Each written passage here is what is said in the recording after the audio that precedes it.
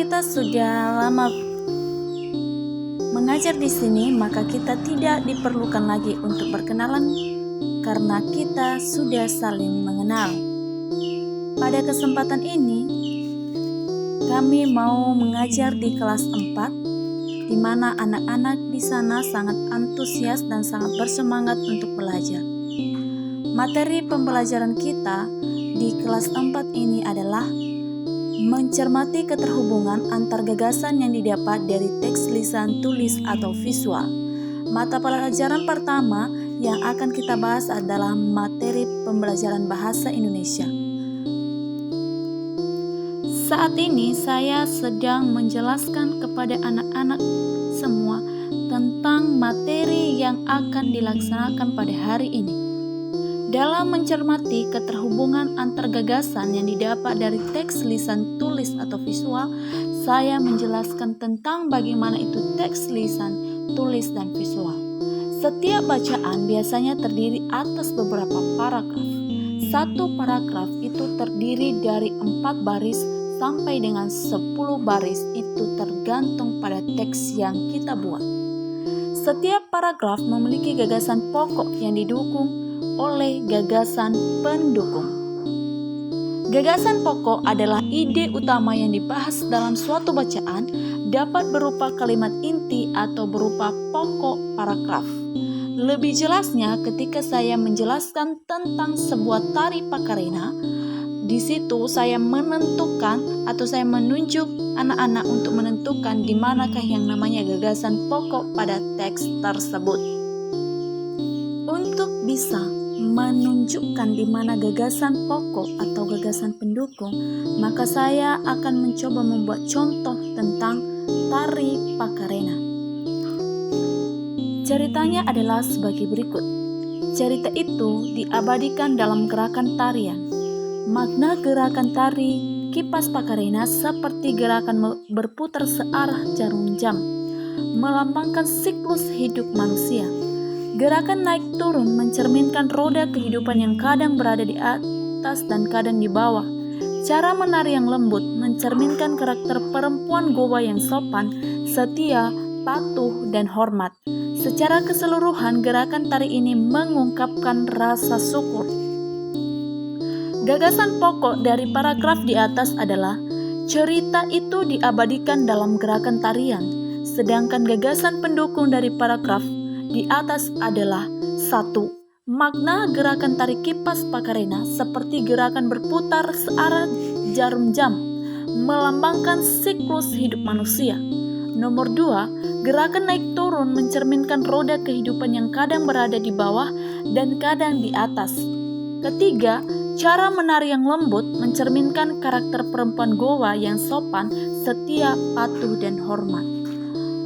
Dan saya mulai meminta pendapat anak-anak tentang apakah mereka mengetahui apa itu yang namanya gagasan pokok ataupun gagasan pendukung. Saya mulai memberikan pertanyaan-pertanyaan yang bisa dan mudah dipahami.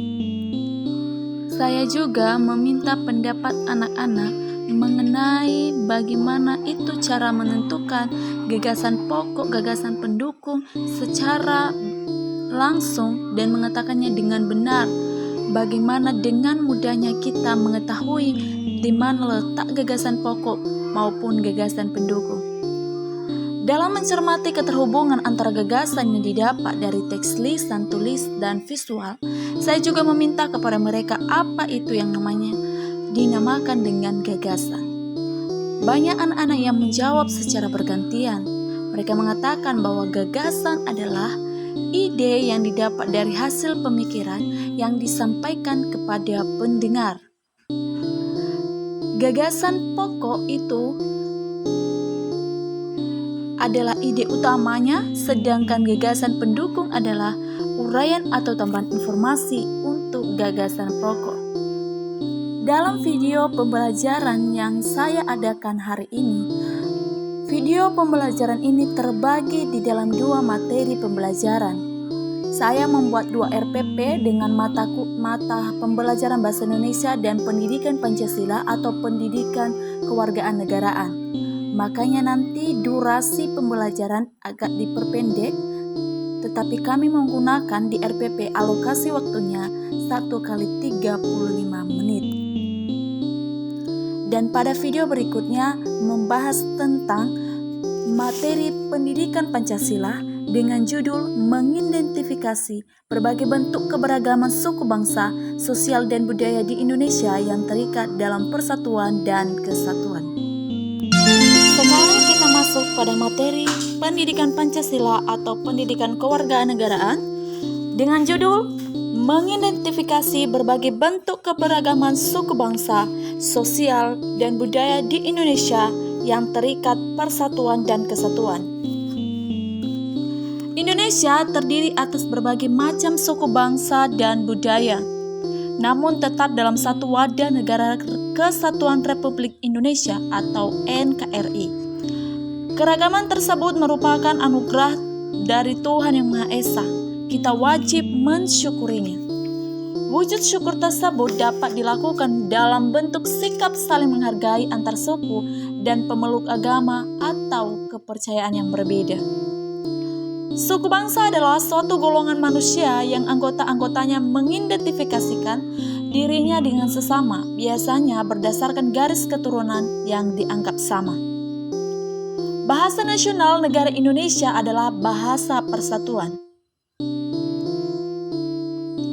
Manfaat sikap persatuan dan kesatuan adalah 1. Terwujudnya kehidupan yang serasi, selaras, dan seimbang antar sesama. 2. Pergaulan antar sesama akan lebih rukun dan akrab. 3. Terwujudnya sikap saling mencintai dan saling membantu. 4. Dapat mengatasi semua perbedaan yang ada dengan penuh kesadaran. 5. Pembangunan nasional akan berjalan lebih baik dan lancar. 6. Pelaksanaan gotong royong akan dapat berjalan lancar dan terciptanya perdamaian. Wujud persatuan dan kesatuan adalah melakukan gotong royong bersama-sama, saling menghormati satu sama lain, dan saling menghargai perbedaan yang ada. Akibat jika kita tidak menghargai adanya perbedaan adalah terciptanya lingkungan yang tidak aman dan nyaman. Setiap orang saling membenci dan menyalahkan, terjadinya keributan, tidak terciptanya persatuan dan kesatuan, tidak adanya kerukunan antar bangsa. Sikap saling menghargai perbedaan dapat diwujudkan dengan cara berteman dengan siapa saja, saling menghormati satu sama lain, tidak mengejek teman yang berbeda suku dan agamanya. Kerjasama adalah usaha yang dilakukan beberapa orang untuk mencapai tujuan bersama. Bentuk-bentuk kerjasama dalam keberagaman adalah: pertama, kerjasama dalam keberagaman agama. Dalam kerjasama dalam keberagaman agama ini, saya meminta siswa untuk memberikan contoh bagaimana itu kerjasama dalam keberagaman agama. Banyak siswa-siswa yang mulai aktif memberi pendapat, dan saya mengapresiasi semua jawaban-jawaban mereka. Jawaban mereka cukup benar. Sebagai guru, kita harus meluruskan jawaban-jawaban yang kurang tepat. Kerjasama dalam keberagaman agama, contohnya membantu tetangga yang sedang mengadakan hajatan, atau membantu bapak-bapak dalam acara pemotongan hewan kurban. Kerjasama dalam keberagaman suku dan budaya, contohnya mengadakan kerja bakti, membersihkan selokan, atau mengadakan musyawarah untuk mufakat. Kerjasama di dalam masyarakat yaitu bisa dengan ronda malam, kerja bakti, gotong royong. Kerjasama di lingkungan sekolah adalah seperti piket harian dan kerja kelompok. Manfaat menghargai sikap keberagaman adalah: pertama, terciptanya kerukunan, saling menghargai dan menghormati satu sama lain. Terciptanya rasa saling membantu satu sama lain dan terciptanya persatuan dan kesatuan. Setelah pemaparan materi sudah kita jelaskan, maka saya juga memberi tugas kepada mereka untuk berdiskusi, bekerja kelompok satu dengan yang lain. Tugas yang saya berikan seputar tentang indahnya kebersamaan, tentang keberagaman antar sesama, antar suku, antar ras. Bagaimana sikap kita manfaat dari persatuan dan kesatuan.